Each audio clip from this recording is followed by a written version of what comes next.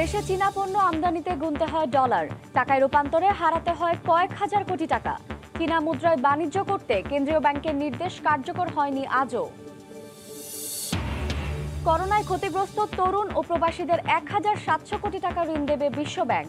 প্রকল্পের আওতায় সৃষ্টি হবে ১.৫ লাখের বেশি কর্মসংস্থান। সিলেটে বন ও সড়ক বিভাগের জায়গা দখল করে রাখা হচ্ছে কয়লা ও পাথর। রাজস্ব বেশি নেওয়ার অজুহাতে তামাবিল স্থলবন্দর ব্যবহারে অনীহা আমদানিকারকদের। এবং লাভের আশায় বেশি জমিতে আলু চাষ করে বিপাকে নওগাঁর চাষিরা। কাঙ্ক্ষিত দাম না পেয়ে হতাশ। কোল্ড স্টোরেজে ধারণ ক্ষমতা না থাকায় মজুদ নিয়ে সংকট।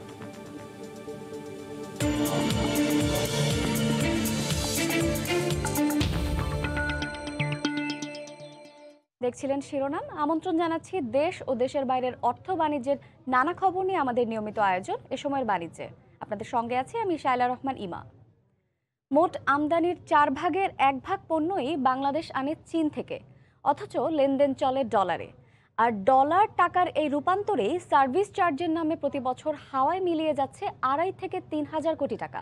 ব্যবসায়ীরা বলছেন, দেশের টাকা বাঁচানোর স্বার্থেই পণ্য কেনাকাটায় চালু করা দরকার চীনা মুদ্রা। সংকট সমাধানে 3 বছর আগেই ব্যাংকগুলোকে চীনা ইউয়ানে এলসি খুলতে নির্দেশ দিয়েছিল বাংলাদেশ ব্যাংকও, যদিও আজও তা কার্যকর হয়নি মাঠ পর্যায়ে। জুবায়ের ফয়সালের রিপোর্ট। সারা বিশ্বেই সবচেয়ে দ্রুত বড় হওয়া পণ্যের বাজারগুলোর মধ্যে প্রশ্ন ছাড়াই শীর্ষে মুঠোফোন। প্রযুক্তি ছাড়া নিত্যদিনের জীবন একরকম অনর্থক হয়ে পড়াই এর কারণ। ব্যতিক্রম নয় বাংলাদেশও। কিন্তু অবাক করা ব্যাপার হলো, বাংলাদেশের মুঠোফোন বাজারের শতভাগই নির্ভরশীল চীনের ওপর। প্রয়োজনীয় সব যন্ত্রপাতি কিংবা অ্যাক্সেসরিজ ব্যবসায়ীরা যার সবই আনেন চীন থেকে, কিন্তু পণ্যের দাম দিতে হয় ডলারে। বডি ক্যাচিং ডিসপ্লে থেকে শুরু করে অল সেটআপটা চায়না থেকে আসে। চায়না যে চিপ রেটে দেয় এটা কোনো দেশের দ্বারা সম্ভব না। টাকা টু আরএমবি করলে আমাদের জন্য অনেক ভালো হয়, অন্যভাবে করতে গেলে আমাদের একটা পার্সেন্টেজ চলে যায়। ঠিক এই কারণেই ব্যাংকগুলোতে এলসি খোলার পর ডলারের দাম ওঠানামা করলেই তার প্রভাব গিয়ে পড়ে পণ্যের দামে। সঙ্গে রয়েছে সার্ভিস চার্জ। ডলার টাকার হাত বদলের মাঝখান দিয়ে হারিয়ে যায় কয়েক হাজার কোটি টাকা। ব্যবসায়ীদের দাবি, ইউয়ান ব্যবহারে সুস্পষ্ট ঘোষণার অভাবে ইচ্ছা থাকলেও বাংলাদেশে আসতে পারছে না বড় চীনা বিনিয়োগকারীরাও। সরকারি ব্যাংকগুলো বড় বড় এলসি গুলো করে অভ্যস্ত যে বেসরকারি ব্যাংকগুলো আছে, তারা এখনো পর্যন্ত আসলে এই রিমেম্বিতে এলসি করছেন না। অ্যারাউন্ড 14 বিলিয়নের মতো আপনার ট্রানজাকশন ওদের সাথে 1.5 থেকে 2% পর্যন্ত আপনার যায়। আমি কিন্তু টাকার অঙ্কে প্রায় 2,500 থেকে 3,000 কোটি টাকার মতো লস করছি। সংকট আজ করতে পেরেই 2018 সালে জারি করা এক সার্কুলারে চীনা মুদ্রায় বাণিজ্যের নির্দেশ দেয় বাংলাদেশ ব্যাংক। কিন্তু তা কার্যকর না হওয়ায় বাণিজ্যিক ব্যাংকগুলোর সঙ্গে চীনা রপ্তানিকারকদেরও দায় দেখছে কেন্দ্রীয় ব্যাংক। যত কারেন্সিটা ওপেন করা হবে তত আমাদের দেশের জন্য সুবিধা হবে, কিন্তু আপনাদের বুঝতে হবে যারা এটা ইম্পোর্ট করে আনবে সেই এক্সপোর্টারের সাথে ইম্পোর্টার একটা ইন্টারলিঙ্ক যদি না হয়, সম্মতি যদি না হয়, তাহলে তো আপনি দিতে পারবেন। গেল অর্থ বছরে 4.5 কোটি ডলার মোট আমদানির মধ্যে শুধুমাত্র চীন থেকেই দেশে এসেছে 1,154 কোটি ডলারের পণ্য। অথচ আন্তর্জাতিক বাণিজ্য পরিচালনায় IMF এর স্বীকৃতি পাওয়া পঞ্চম মুদ্রা চীনা ইউয়ান। জুবায়ের ফয়সাল, সময় সংবাদ, ঢাকা। করোনায় ক্ষতিগ্রস্ত শহরের তরুণ জনগোষ্ঠী এবং দেশে ফিরে আসা প্রবাসী বাংলাদেশিদের কর্মসংস্থানের জন্য অর্থ সহায়তা দিচ্ছে বিশ্বব্যাংক। তরুণ ও দেশে ফিরে আসা প্রবাসীদের জন্য 20 কোটি ডলার দিচ্ছে বিশ্বব্যাংক। বাজার দরে এর পরিমাণ 1,700 কোটি টাকা। গতকাল বিশ্বব্যাংকের বোর্ড সভায় এ ঋণের অনুমোদন দেওয়া হয়। এ প্রকল্পের আওতায় 1,75,000 কর্মসংস্থান সৃষ্টি করা হবে, যাদের বেশিরভাগই তরুণ ও ক্ষুদ্র উদ্যোক্তা। প্রকল্পের আওতায় দেশে ফিরে আসা 2 লাখ প্রবাসীকে সহায়তা দেওয়া হবে। প্রকল্পটি মূলত ঝুঁকিতে থাকা জনগোষ্ঠীর সামাজিক নিরাপত্তার জন্য নেওয়া হয়েছে।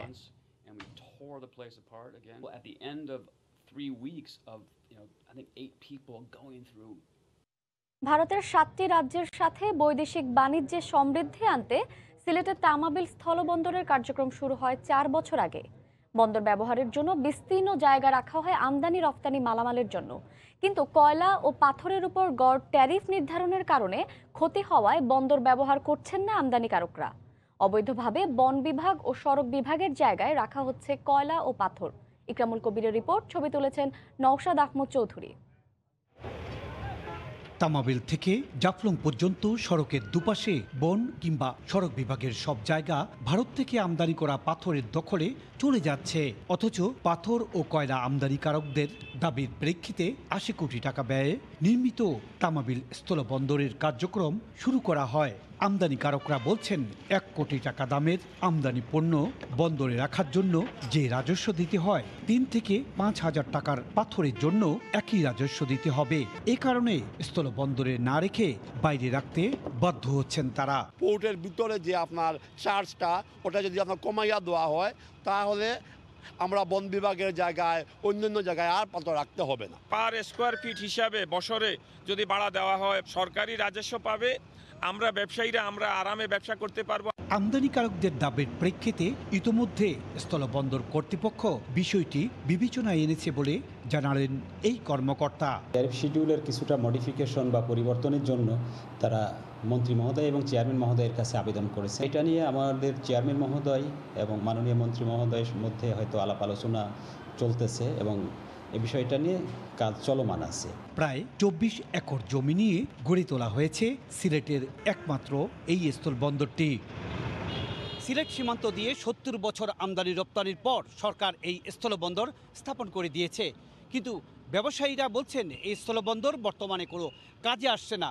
এই অবস্থায় সরকারের সহযোগিতা কামনা করেছেন আমদানি রপ্তানিকারকেরা। সিলেটের তামাবিল স্থলবন্দর থেকে ইকরামুল কবির, সময় সংবাদ। করোনা ও আমপানের ক্ষতি কাটিয়ে উঠতে যশোরের ফুল চাষিদের সাহায্যে এগিয়ে এসেছে ব্যাংকগুলো। এ বিষয়ে বিস্তারিত জানাতে গদখালির এলাকায় রয়েছেন সহকর্মী জুয়েল মৃধা। সরাসরি চলে যাচ্ছি তার কাছে। জুয়েল। ইমা, আপনাকে জানিয়ে রাখি, বাংলাদেশে বাণিজ্যিকভাবে যে ফুল চাষ হয় তার সবচেয়ে বড় চাষটা হয় যশোরের গদখালিতে। এই গদখালিতে প্রায় ১,০০০ হেক্টর জমিতে ফুলের চাষ হয় এবং ৬,০০০-এর বেশি কৃষক এই ফুলের সাথে জড়িত। এবং এই কৃষকরা কিন্তু প্রায় ৮০ সাল থেকে এই ফুলের চাষ করে আসতেছে এবং তারা শুরু থেকেই ব্যাংকিং খাতে ঋণ পাওয়ার বিষয়টি দাবি জানিয়ে আসছিল, কিন্তু কখনোই ব্যাংকের থেকে এই ঋণের টাকাটা তারা পায়নি, যে কারণে বিভিন্ন এনজিও থেকে উচ্চ সুদের ঋণ নিয়ে তারা এই ফুলের চাষ করত। তো এই যে করোনা এবং আমপানের যে ক্ষতি, এই ক্ষতিতে এই অঞ্চলের ফুল চাষিরা খুব মারাত্মকভাবে ক্ষতিগ্রস্ত হয়েছে এবং তারা একেবারে নিঃস্ব হয়ে যাওয়ার মতো অবস্থা হয়েছিল এবং সেখান থেকে তারা ঘুরে দাঁড়ানোর চেষ্টা করতেছে। ঠিক সেই মুহূর্তে সরকারি যে প্রণোদনার ঋণ, সরল সুদে 4% ঋণের যে সুদের যে ঋণ, এই ঋণটা নিয়ে কৃষক পর্যায়ে পৌঁছেছে বিভিন্ন ব্যাংক। আজকে তেমনই একটি ব্যাংক এখানে কৃষকদের মাঝে চেক বিতরণ করছে। এই রূপালী ব্যাংকে এরা মূলত আজকে 30 জনকে ঋণের টাকা প্রদান করবেন। 50,000 থেকে 1 লাখ টাকা করে কৃষকরা ঋণ পাবেন। এই প্রতিষ্ঠান এর আগেও 50 জনকে ঋণ দিয়েছেন এবং আরও 30 জন পাইপলাইনে আছেন। আমরা কথা বলেছি কৃষকদের সাথে, কৃষকরা আমাদেরকে যেটা জানিয়েছেন যে গুটি কয়েক লোক আসলে সরকারি ঋণের সহায়তা আসছে, এইটার পরিসর আরও বাড়ানো উচিত, কারণ এই অঞ্চলে প্রত্যেকটা চাষিই কিন্তু ক্ষতিগ্রস্ত হয়েছেন এবং তারা এনজিওর ঋণের কাছে বাধা ধরা থাকতে চান না।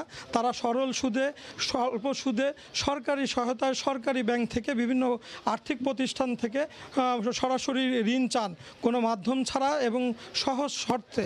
এবং সেই কাজটাই কিন্তু অলরেডি শুরু হয়েছে। ব্যাংকের কর্মকর্তারা কৃষকদের পাশে এসে দাঁড়িয়েছেন এই করোনার পরের যে সরকারি যে 4% সুদের যে ঋণ, প্রণোদনার ঋণ, সেই ঋণটা নিয়ে।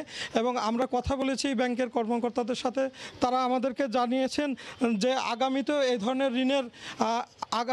ধরনের ঋণের যে কার্যক্রম তারা অব্যাহত রাখবেন এবং আস্তে আস্তে এই অঞ্চলের সকল কৃষকদেরকে তারা ব্যাংকিং ঋণের মধ্যে নিয়ে আসবেন, যাতে গদখালির যে ফুলের ঐতিহ্য, যে বাজার যেটা ক্ষতিগ্রস্ত হয়েছে, সেই বাজারটা আগের মতো পূর্বের জায়গায় ফিরে যেতে পারে। ইমা, এই ছিল আমার কাছে সর্বশেষ। যশোরের ফুল চাষিদের সাহায্যে এগিয়ে এসেছে ব্যাংকগুলো। এ বিষয়ে বিস্তারিত জানাতে এতক্ষণ আমাদের সঙ্গে যুক্ত ছিলেন সহকর্মী জুয়েল মৃধা। ভালো দাম পাওয়ার আশায় এবার বেশি জমিতে আলু চাষ করে মহাসংকটে পড়েছেন নওগাঁর চাষিরা। ক্ষেত থেকে তোলা আলু হাটে এনে কাঙ্ক্ষিত দর পাচ্ছেন না চাষিরা, তাই আলু মজুত রাখতে ভিড় করছেন কোল্ড স্টোরেজে, কিন্তু সেখানেও ধারণ ক্ষমতার সংকট বলছে কর্তৃপক্ষ। নওগাঁ থেকে এমআর রকির রিপোর্ট। ক্ষেত থেকে তোলা আলু বিক্রির জন্য হাটে আনছেন চাষিরা, তবে আলু সরবরাহ বাড়ায় ক্রেতার চেয়ে বিক্রেতার উপস্থিতি বেশি হাটগুলোতে, এতে পড়ে গেছে আলুর দর। গেল সেপ্টেম্বরে হঠাৎ আলুর চড়া দাম কৃষককে বাড়তি চাষাবাদে আগ্রহী করে তোলে। অনেক কৃষক চড়া দামে বীজ কিনে চাষ করেন আলু। কৃষকরা বলছেন হাটে আলুর কাঙ্ক্ষিত দর না পাওয়ায় অনেকেই মজুদের জন্য কোল্ড স্টোরেজে নিলেও জায়গা না পাওয়ায় পড়েছেন বিপাকে।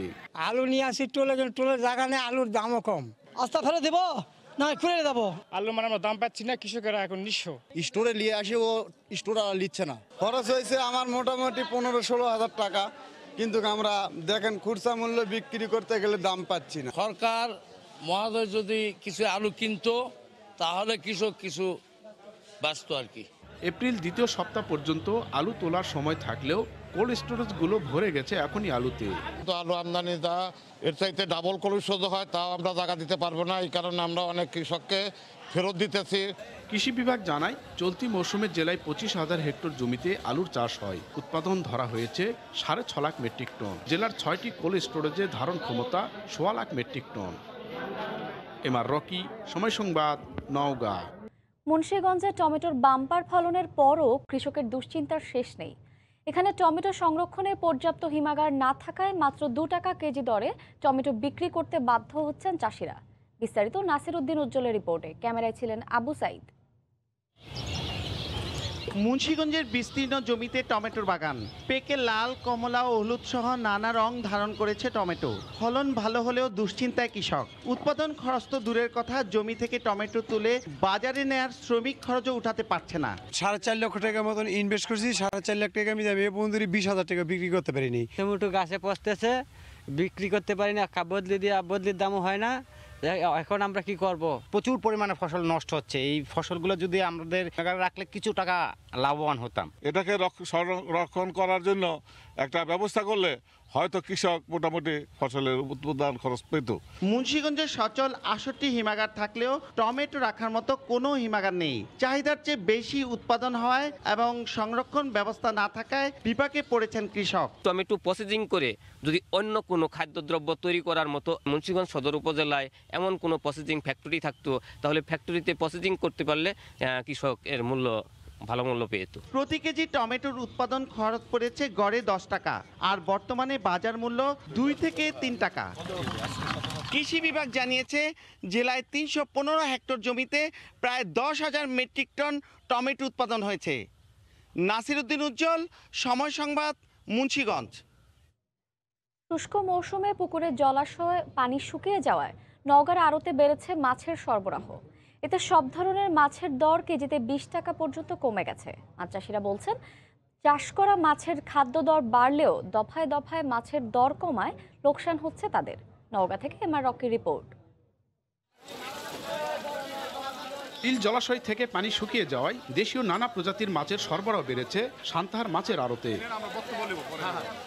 সরবরাহ বাড়াই গেল কদিন থেকেই ধীরে ধীরে কমতে থাকে মাছের দর। এর মধ্যে চাষ করা মাছের খাবারের দাম বাড়লেও মাছের দর কেজি প্রতি কমেছে 15 থেকে 20 টাকা। এ অবস্থায় লোকসান গুনতে হচ্ছে তাদের। শুধু ফিটের দাম বেশি, সব খাদ্যের দাম বেশি, মাছের দাম নাই ভাই।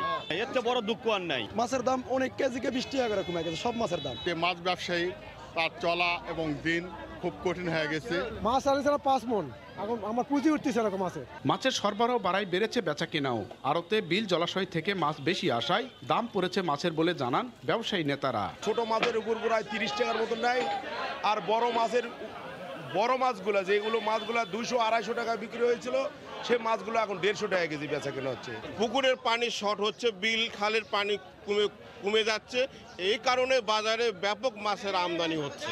জেলা মৎস্য অফিস জানায় জেলায় বার্ষিক মাছের চাহিদা 62,000 মেট্রিক টন। পুকুর জলাশয়ে চাষ হচ্ছে 78,000 metric ton. MR Rocky, Somoy Sangbad, Naogaon. বছরের একটি দিন ঘিরে প্রায় সারা বছরই দৃষ্টি থাকে মৃৎশিল্পীদের।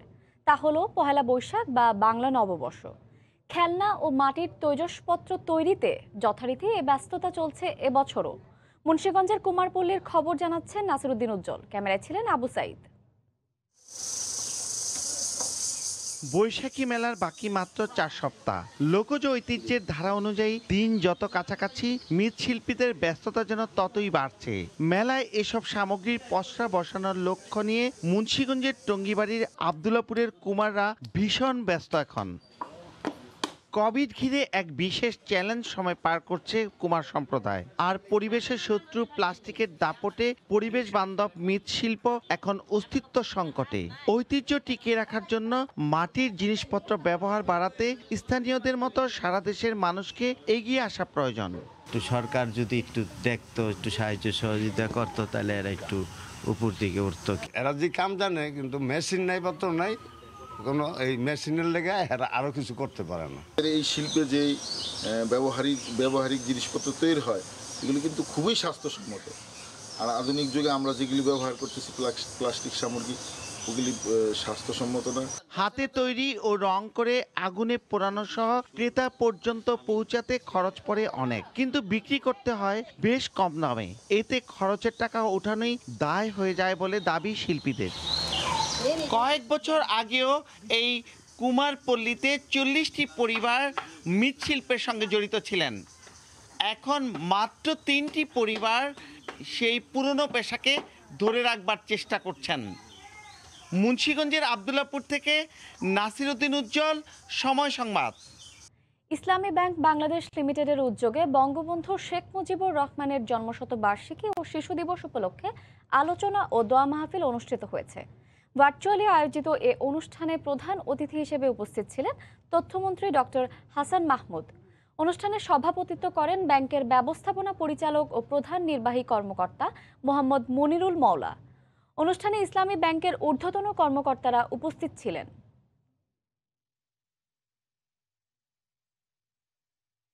এখন থেকে বিশ্বের 7ম আশ্চর্যের অন্যতম স্মৃতিসৌধ তাজমহল দেখতে গুনতে হবে বাড়তি অর্থ। দেশের নাগরিকদের দিতে হবে 480 রুপি, বিদেশি পর্যটকদের দিতে হবে 1600 রুপি। বাংলাদেশি টাকায় যা 1868 টাকা। আগ্রা কর্তৃপক্ষ টিকিটের দাম বাড়ানোর এই সিদ্ধান্ত নিয়েছে অভ্যন্তরীণ ও আন্তর্জাতিক পর্যটকদের জন্য। দেশের পর্যটকদের জন্য তাজমহলের ভেতরে প্রবেশের টিকিটের দাম 50 রুপি থেকে বাড়িয়ে 80 রুপি করা হয়েছে। আর বিদেশি পর্যটকদের জন্য 1100 রুপি থেকে বাড়িয়ে 1200 রুপি করা হয়েছে। এছাড়া মূল গম্বুজে প্রবেশ করতে হলে পর্যটকদের দিতে হবে অতিরিক্ত 200 রুপি। ঐতিহাসিক এই নিদর্শন ঘুরে দেখতে প্রতি বছর 70 থেকে 80 লাখ পর্যটক যান। প্রশাসনের এই সিদ্ধান্তে ক্ষোভ প্রকাশ করেছেন পর্যটকরা।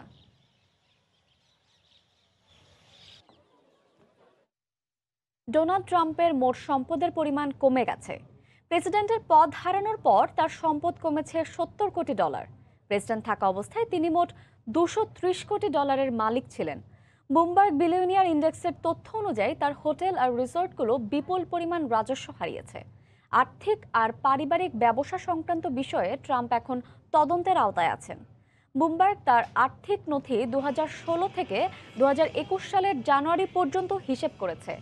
ব্লুমবার্গের গবেষণায় উঠে এসেছে ট্রাম্প প্রেসিডেন্ট হওয়ার আগে তার কী পরিমাণ অর্থ ছিল, প্রেসিডেন্ট হওয়ার পর তার কী পরিমাণ অর্থ হয়েছে। প্রেসিডেন্ট থাকা অবস্থায় ট্রাম্প কত কর দিতেন সেটিও জনসম্মুখে আসতো না। গেল মাসে সুপ্রিম কোর্ট ট্রাম্পের ট্যাক্স রিটার্ন সহ অন্যান্য আর্থিক নথি জমা দেওয়ার নির্দেশ দেন। গেল 4 মাস ধরে তারা তদন্ত করার চেষ্টা করছে ট্রাম্পের ব্যক্তিগত আর কর্পোরেট করের হিসেব খুঁজে বের করার জন্য। এ সময়ের বাণিজ্যের শীর্ষ সংবাদগুলো জানিয়ে দিচ্ছি আরও একবার। দেশে চীনা পণ্য আমদানিতে গুনতে হয় ডলার, টাকায় রূপান্তরে হারাতে হয় কয়েক হাজার কোটি টাকা। চীনা মুদ্রায় বাণিজ্য করতে কেন্দ্রীয় ব্যাংকের নির্দেশ কার্যকর হয়নি আজও। করোনায় ক্ষতিগ্রস্ত তরুণ ও প্রবাসীদের 1700 কোটি টাকা ঋণ দেবে বিশ্ব ব্যাংক। প্রকল্পের আওতায় সৃষ্টি হবে 1.5 লাখের বেশি কর্মসংস্থান। এবং সিলেটে বন ও সড়ক বিভাগের জায়গা দখল করে রাখা হচ্ছে কয়লা ও পাথর। রাজস্ব বেশি নেওয়ার অজুহাতে তামাবিল স্থলবন্দর ব্যবহারে অনীহা আমদানিকারকদের। এই ছিল এই সময়ের বাণিজ্যে। সঙ্গে থাকুন সময়ের।